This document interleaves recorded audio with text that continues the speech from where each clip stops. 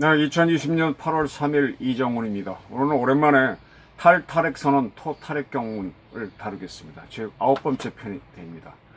최재형 감사원장 죽이기는 시작되었다. 여기 대한 대비를 하라는 겁니다. 부제는 지긋지긋한 문정권의 원전 죽이기, 지독하게 북핵 문제는 외면하면서입니다. 식위천이란 말이 있습니다. 음식은 하늘이다. 그 유명한 중국의 한나라 때의 역사가라고 할까요? 사마천이 쓴 사기에 나오는 말이죠. 밥은 곧 하늘이다라는 얘기는 시인 김지아가 얘기했었고요.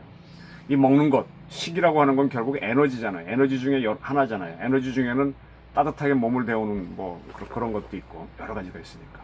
에너지가 없으면 사람은 물론이고 만물도 살 수가 없습니다. 그래서 결국은 가장 풍부하고 가장 경제적이고 가장 안전한 에너지를 확보하는 것이 잘 생존하는 것의 관건이죠. 이러한 에너지의 대표가, 가장 흔한 에너지가 하늘에서 오는 햇빛, 태양광, 바람, 물 이런 거 아닙니까? 그게 풍족하면 성장이 잘하죠. 근데 문제는 이 것들이 일정하지가 않다는 겁니다. 바람과 비는 왔다가 안 왔다가 어디는 적게 오고 어디는 많이 오고, 태양광도 밤에는 없고 흐린 날엔 적고, 풍우와 일기에는 천지조화가 있습니다.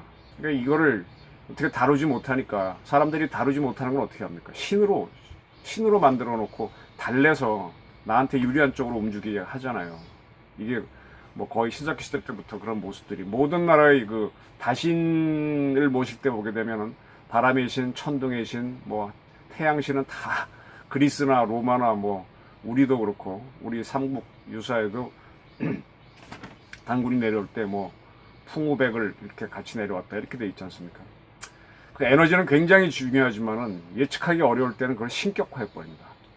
근데 그 중에 일부 에너지는 예측이 가능하고 관리할 수 있는 게 있어요. 그런 에너지가 뭡니까?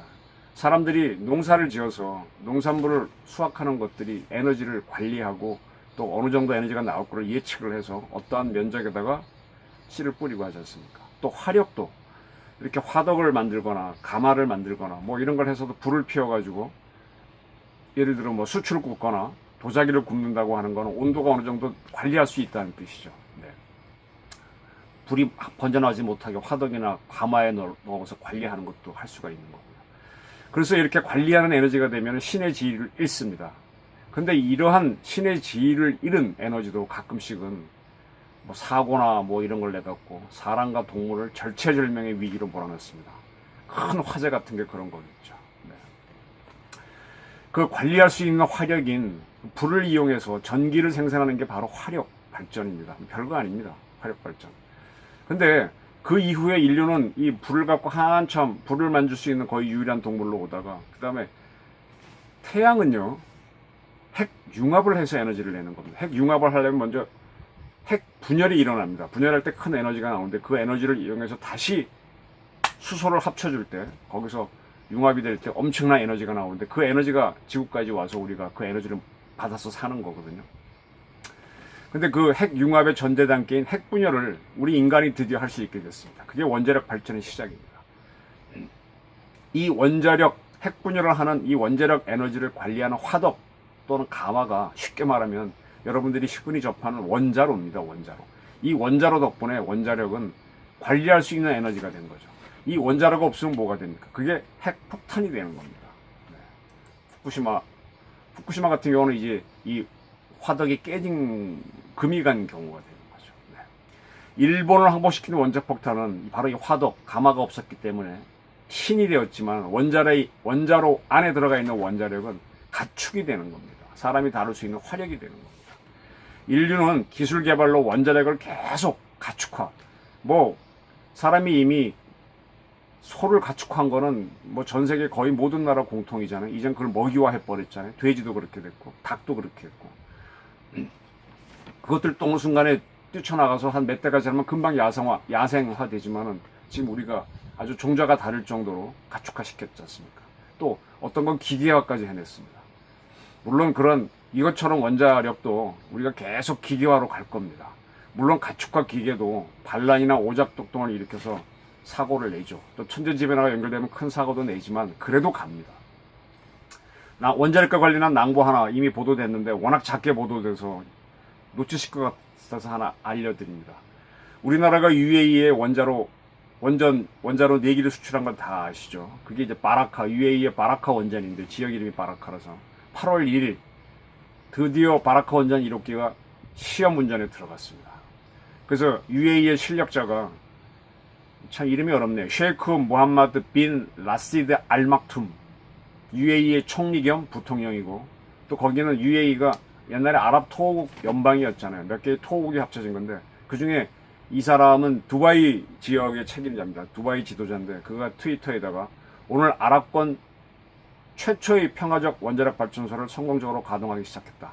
원전 1호기의 해결을 모두 장전해 종합적 시운전을 하고 있다. 자, UAE의 바라카 원전 1호기는 중동에서 생긴 최초의 원자력 발전소입니다. 그것이 시험 가동에 들어갑니다. 해결료를 장전해서 핵분열을 시킵니다. 처음엔 살살 시키죠. 그래서 이제 뭐 10%, 20% 임계를 올라가다가 쫙 늘어서 풀로 가동시켜보고 다시 이제 꺼보고 이렇게 계속 반복하면서 브레이크가 먹는지 가속기가 자동차로 얘기하면 뭐 페달을 넣으면 올라가는지 그렇게 실험을 하다가 자신이 있으면 이제 상업 발전으로 들어가는 거죠. 자, 우리나라는 현재 과거에는 KSMP라고 했는데 그거를 더 개량시켜서 OPR 1000이라고 하는 1000은 메가와트 다음에 이어지는 겁니다. 메가와트는 1000메가와트는 쉽게 말하면 100만 킬로와트입니다. 100만 킬로와트. OPR은 그 한국형 최적의 가압 경수로라는 뜻이죠. 네. 그 OPR 1000이 있고요. 100만 킬로와트. 그다음에 140만 킬로와트짜리인 APR 1400이 있습니다. 이거는 APR은 어드밴스입니다. 그러니까 더 발달된 발전한 그런 가압 경수로죠. 이 바라카 원전 1호기는 바라카 원전은 APR 1400 4기를 짓는 겁니다. 1400짜리 4기니까 5060만 메가와트가 되죠. 그래서 수도인 아부다비 서쪽으로 270km 떨어진 바라카 지역에 이걸 지어왔습니다. 바라카 원전 1호기와 포함해서 1, 2, 3, 4호기 다 그렇습니다만 그거와 동형이 2008년 건설 허가를 받고 건설에 들어갔던 우리나라의 신고리 3, 4호기입니다. 신고리 3, 4호기는 우리나라에서 개발한 APR 1400을 채택한 최초의 세계 원전입니다. 네. 그리고 이제 UAE의 바라카 원전이 공사가 시작했었죠. 신고리 3, 4호기가 그런데 3호기는 2016년 12월 20일 날, 그 다음에 신고리 4호기는 2019년 8월 29일 날 각각 상업 운전에 들어갔습니다. 그 이전에 시험 운전을 하다가 상업 운전에 들어갔습니다. 그리고 2011년 12월 신한울 1, 2호기를 APR 1400으로 역시 허가받아 건설에 들어가서요. 2019년 11월에 신한울 1호기는 준공했습니다. 그리고 현재 시운전 중이고요. 신한울 2호기는 올해 9월 준공 예정됩니다. 그러니까 신한울 1, 2호기와 거의 비슷하게 바라카 1호기가 이제 시험 운전에 들어가는 건데 사실은 바라카 1호기가 조금 더 빨랐죠. 좀 시간이 오래 걸렸네요. 그리고 우리는 신고리 5, 6호기도 APR 1400으로 짓기로 했습니다. 그래서 이걸 짓고 있는데 막 시작했는데 2017년 5월달에 문재인 정부가 판도라는 영화를 보고 탄핵을 내걸고 당선이 됐잖아요. 그러니까 이걸 공사를 중단시켰습니다. 그래서 공론화위원회라는 걸 만들어가지고 이걸 할 거냐 말 거냐 공론화 검토를 했는데 3개월에 걸친 논란 끝에 뜻밖에도 대한민국 국민들의 다수가 6대4의 비율이죠. 거의 지어라 이런 결정을 내려주셨습니다. 그래서 신고리는 5, 6호기는 공사에 다시 들어갔는데 5호기는 23년 3월 6호기는 24년 6월쯤에 준공이 됩니다. 그리고 나서 APR 1400으로 또 신한울 3, 4호기를 지으려고 했는데 이걸 문재인 정부가 틀어막아 버렸어요. 공론화위원회에서 공사를 재개하라고 한 거는 신고리 5, 6호기지 그 이후에 APR 1400은 아니다. 이런 궤변을 내세우면서 안전성도 모두 아무것도 문제가 없어요. 근데 이렇게 했어요. 그리고 우리가 신한울 3, 4호기를 끝나고 난 다음에는 천지라고 하는 저 동해안 쪽에 있는 하나의 면이죠. 대진도 하나의 면입니다. 그쪽에 새로운 원전 부지를 만들어서 APR 1400보다 하나 더 발전한 1500메가와트급인 APR 플러스를 지으려고 했는데 이 사업을 완전 백지화시켰습니다. 이게 바로 문재인 정부의 탄핵 정책입니다. 때문에 한국은 현재 APR 1400은 이제 짓고 있는 걸 다 지으면 6기만 갖게 되고요. 그 다음에 UAE 4개를 지은 경험을 갖게 되죠. 근데 만약 신한울 3, 4호기를 짓게 되면 8기, 국내 8기, 해외에 4개, 12개를 지은 경험을 갖게 되는데 이런 기술 경험이 있어야 계속 앞으로 더 좋은 원자로를, 더 안전한 원자로를 만드는데 그걸 막고 있는 게 문재인 정권입니다. 이게 이제 이렇게 개발한 기술은 계속 시장이 있어야만 발전이 되는 거거든요. 시장이 있어야 만들어질 거 아닙니까? 새로운 걸 개발할 거 아닙니까? 근데 아직 세계 원자력 원전 시장에서, 뭐 미국이나 프랑스나 일본은 스스로가 지으니까 우리가 들어갈 수가 없고, 짓지 못하는 나라의 그 세계 시장에서 한국이 차지한 비중은 5%밖에 안 돼요. 우리가 먹어 들어가려면 계속 우리 걸 져야 되는데 이걸 틀어막았습니다. 대한민국이 잘 사는 거가 배가 아픈 모양입니다. 문재인 정권. 한국은 신고리 6호기를 짓고 난 다음에 더 이상 원전을 짓지 않기로 했단 말입니다. 따라 수출하지 못하면 우리는 APR 1400과 APR 플러스 기술을 죽여야 합니다. 그래서 지금 국내에서 신한울 3, 4호기를 짓게 해주시오 하는 청원 운동이 일어나는 겁니다. 네. 이건 결국 APR 플러스는 포기하더라도 APR 1400 기술이라도 유지하자라는 강력한 소망인데 이 정부는 전혀 들어주지 않고 있지요.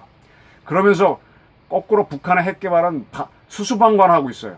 네? 미국이 하겠지 하면서 그냥 냅두고 있어요. 말로만 나불나불대고 있죠. 이러니까 이상한 정권이죠. 네?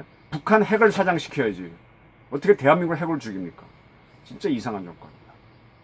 지금 이 사이트가 북방경제협력위원회 사이트인데요. 여기 들어가 보시면은 문재인 정부가 출범 후에 신남방 정책하고 북방 정책을 하겠다 그랬습니다. 신남방 정책은 아세안 국가들을 상대로 어떤 경제 외교 협력을 하겠다는 거고, 또 북방에 있는 중국, 러시아, 북한을 상대로는 북방 경제 협력을 하겠다고 해서 이런 위원회를 만들었습니다.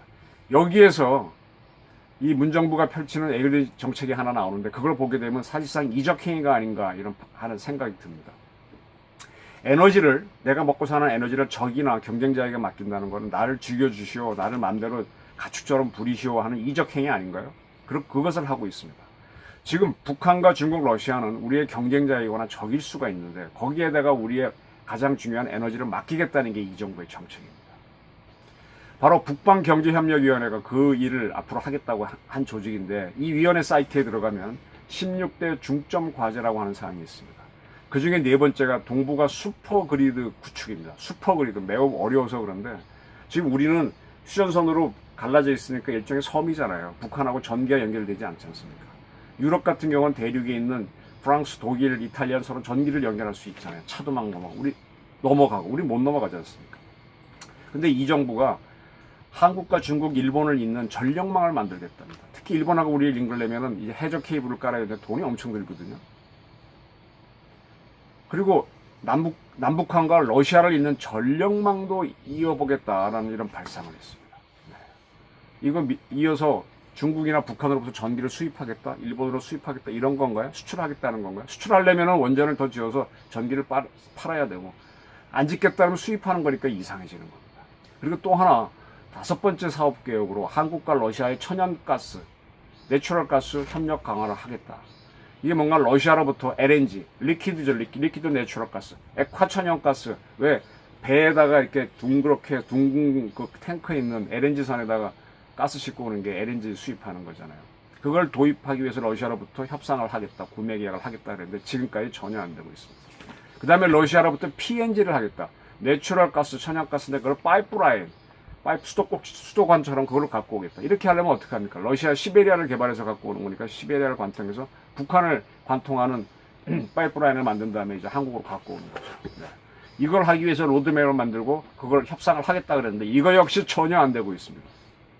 자, 한국과 북한, 러시아 사이에 전력망을 연결한다는 것도 말이 안 되는데, 그 나라가 민주국가라고 하더라도 우리는 에너지 종속이 되기 때문에 피해야 하는데 그걸 하겠대요. 일본과 한다는 얘기도 했는데 만약 이런 걸 한다면 문재인 정권에서 거부할 거예요, 스스로. 왜? 말끝마다 반일이었잖아요. 핏대를 올리며 반대할 게 분명합니다. 이 정부에 있는 386 세대들이 저희 대학 다닐 때 공부한 것 중에 하나가 제3세계의 종속이론입니다. 한번 종속이 되면 영원히 끌려가니까 종속되지 말자고 하는 자들인데, 이 자들이 지금 에너지 종속을 주장하고 있는 거예요. 말은 그렇게 하지만 그렇게 가고 있는 거죠.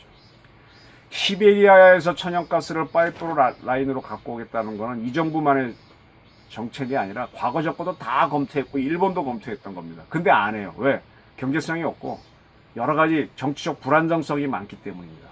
그리고 가장 중요한 건 파이프라인을 갖고 오려면, 배는 LNG선은 뭐 동해를 삥 돌아서 우리한테 올 수 있지만 파이프라인은 북한을 통해서만 와야 되잖아요. 북한이 막아버리면 뭐예요? 그럼 우리는 그때부터 에너지가 끊어지는데 왜 그 짓을 합니까? 통일이나 해놓고 한다면 모를까? 자, LNG로 배로 싣고는 것도 안 됩니다. PNG도 안 됩니다. 근데 이 정부는 과거 정부도 이미 하려고 하다가 다 버린 것 같은데 그걸 껴안고 하겠다는 겁니다. 그러면서 국내의 원전을 죽이고 있습니다. 자, PNG를 하려면요, 파이프라인을 깔려면 파이프라인 깔아야 되죠. 그 깔려면 공사하려면 공소형 도로를 만들어야 되고 관리한 도로를 만들어야 되죠. 또 그게 얼거나 그러지 못하도록 관리하려면 일종의 라인이 들어가야 되잖아요. 센서가 들어가야 돼요. 전기가 들어가야 되잖아요. 도로와 전력을 깔아야 되는데 파이프라인도 그렇고 이게 큰 토목 공사입니다. 이 비용을 러시아가 필요한 놈들이 대고 만들으라는 거예요. 그거 짓는 비용이 더 들어갑니다. 그래서 안 하는 겁니다. LNG를 시베리아에서 개발한 걸 싣고 오려면 시베리아에다가 항구를 만들어야 되고 또 LNG 저장 시설을 만들어야 되고 그 굉장히 낮은 온도로 압축을 해야 되는 시설을 만들어야 되는데 그 비용도 가져갈 나라가 되라는 겁니다. 그거 못하겠다. 그래서 못하는 겁니다. 네? 그 SOC 투자를 해야 된다는 건데 그걸 가져갈 나라라고 보고 하래. 그렇게 갖고 올 바에는 비싸서 못하는 거죠. 근데 그걸 자꾸 하자는 게 이 정부니까 참 이상하죠. 그리고 러시아는 다른 나라와 갈등이 있을 때 실제로 파이프라인을 잠근 사례가 있습니다. 네, 우크라이나에 그렇게 했었죠. 이 정부에서는요, 아까 북방경제협력위원회에서는 유라시아 복합 물류망을 구축하겠다. 트랜스 시베리아 철도를 이용해서, 러시아 시베리아 철도를 이용해서 우리 물류를 육지를 통해서 유럽으로 가져가겠다. 그런 걸 했습니다. 그러려면 북한을 통과해야 되죠. 또 트랜스 차이나 레일로드, 중국 횡단 철도에다도 역시 싣고 가겠다. 그런데 그거 역시 하려면 뭡니까? 북한의 철도를 연결해야 되는데 그게 되나요? 안 됩니다. 안 됩니다. 그래서 결국은 남북 철도를 연결하자. 경의선은 뭐 지금 다니기만 하면 된다고 하니까 동해북부선을 잇자 그랬는데 북한이 대답이 없잖아요. 거부했잖아요, 이번에. 지난번에 문재인 정부가 더 이상 안 한다고 하면서 뭐 와 욕을 하고 뭐라고 비난했죠? 그때 뭐 다 기억하실 겁니다. 다 안 됩니다. 근데 안 되는 걸 왜 자꾸 하냐 이거예요. 남북 철도를 잇지 못하면 트랜스 시베리아 레일로드, 트랜스 차이나 레일로드 연결은 웃기는 이야기입니다. 핵을 가진 북한이 남북 철도를 이어준다고 보는 것은 서로 웃기는 이야기입니다. 왜 이런 발상들을 자꾸 추진하냐 이거예요. 적한테 우리 에너지를 맡기려고 하냐 이거예요. 쳐다보지도 말아야 할 발상을 자꾸 하니까 이 정부가 한심한 겁니다. 그럼 그렇게 에너지가 중요하면 우리 스스로의 국산 에너지는 원자력을 키우라 이겁니다. 그럼 왜 죽여가냐 이겁니다. 안전을 이유로 사고요? 우리나라에서 교통사고로 한 6,000명 죽습니다. 군대에 의하면 2개 연대가 전멸하고 있는데 그렇다고 해서 우리가 대한민국 자동차를 안 타고 다니나요? 대한민국 군대가 2번 쿠데타 했다고 그래서 대한민국 군대를 해체했나요?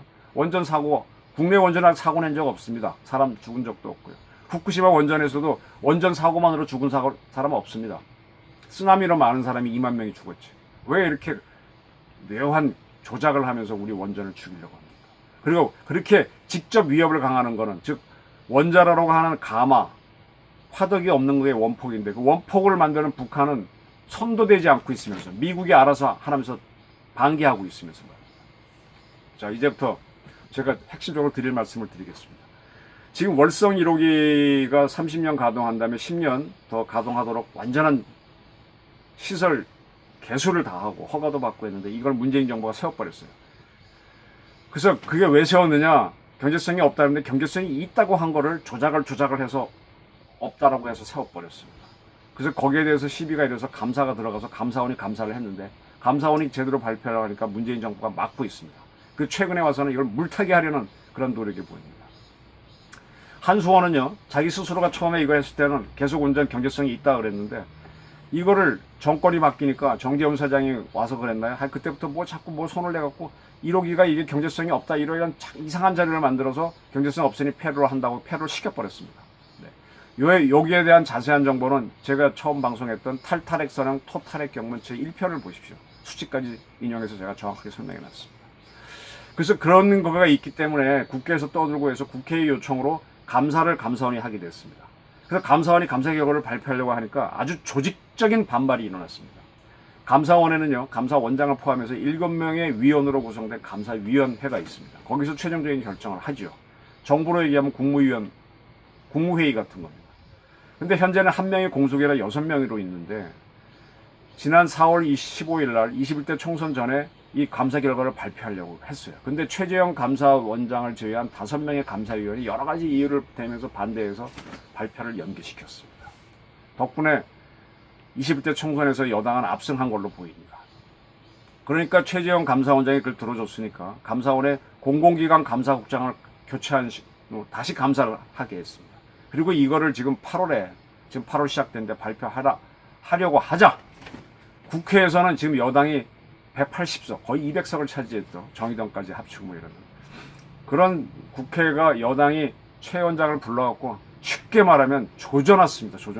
팔짱 끼고 답변한다고 뭐 태도로 갖고 야단을 치질 않나? 사람을 완전히 반쯤 막 죽여놨습니다. 그리고 탈핵단체들은 최 원장을 고발까지 했습니다. 이게 뭡니까? 먼저 조작을 한 건 누굽니까? 한수원에서 경제성 없다고 조작을 한 건 덮어놓고 최 원장을 조작했습니다. 몰고 있습니다.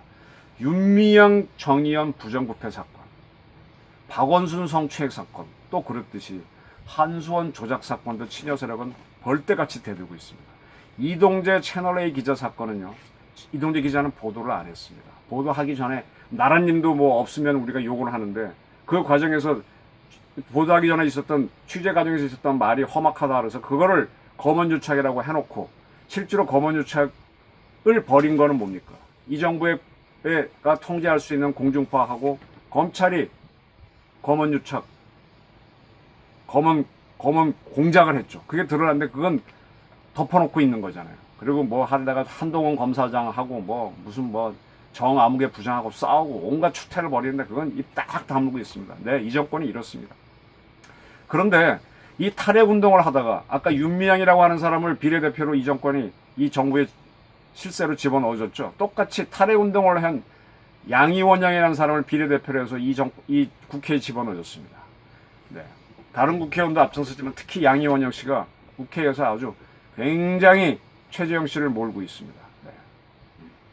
근데 이 야당에서는 양이원영, 저분이 뭐 원자력 전문가입니까? 운동가지. 그 의원 하나 딱 휘어잡는 국회의원이 없습니다. 우리 야당도 참 한심합니다. 네. 결국 이러다 보니까 최재형 감사원장은 고립돼 버렸죠. 조국 법무부 장관을 수사시킨 이후에 윤석열 검찰총장이 고립된 것과 똑같습니다. 두 사람 다 모두 문재인 대통령이 임명했던 사람인데 똑바로 가니까 이렇게 고립을 시킵니다. 교묘한 조작으로 사람을 안전을 이상하게 변호하면서 사람을 바보로 만듭니다. 이거는 이렇게 원자력을 죽이는 거는요, 우리 에너지를 죽이는 거예요. 에너지가 죽으면 우린 죽습니다. 우리 위험에도 에너지를 써야 됩니다. 옛날 구석기 인류는 불을 다루는 화덕이나 가마가 없었어도 그 불을 다뤘기 때문에 살아남고 우리한테 퍼뜨려 이 후손을 이어준 건데 이걸 다 위험에도 써야 되는데 이걸 다 죽이고 있어요. 진짜 화덕 없이 위험한 원자력인 북핵은 손도 안 대는 게 이 정부입니다. 이건 내로남불을 넘어선 이적행위입니다. 검찰청은 법무부 산하이니까 추미애 장관이 앞장서서 윤석열 총장 죽이기를 하는데 감사원은 대통령 직속기관이니까 최 원장을 억제한다면 대통령이 해야 되죠. 대통령이 직접 최 원장을 잡으라고 한 건 아닌가요? 네.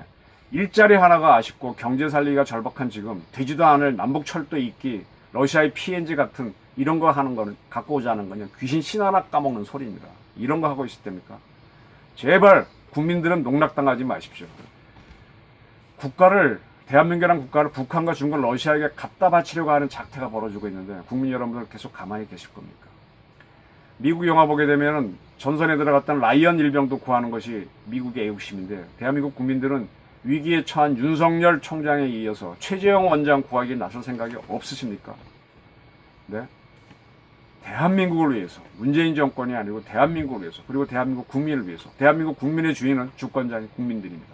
한번 최재형 원장 죽이기 위해서 최근에 모 신문에 나왔던 서울신문 기사입니다. 오늘자 기사 보시면 참 이상한 기사 같다. 계속 물타기를 하는데 그걸 보시면서 이렇게 머리를 쓰고 있구나 보시고 한번 분노하시면 대한민국이 바로 가도록 토탈핵 선언, 탈탈핵 경문에 같이 동참해 주시기를 기원합니다. 고맙습니다.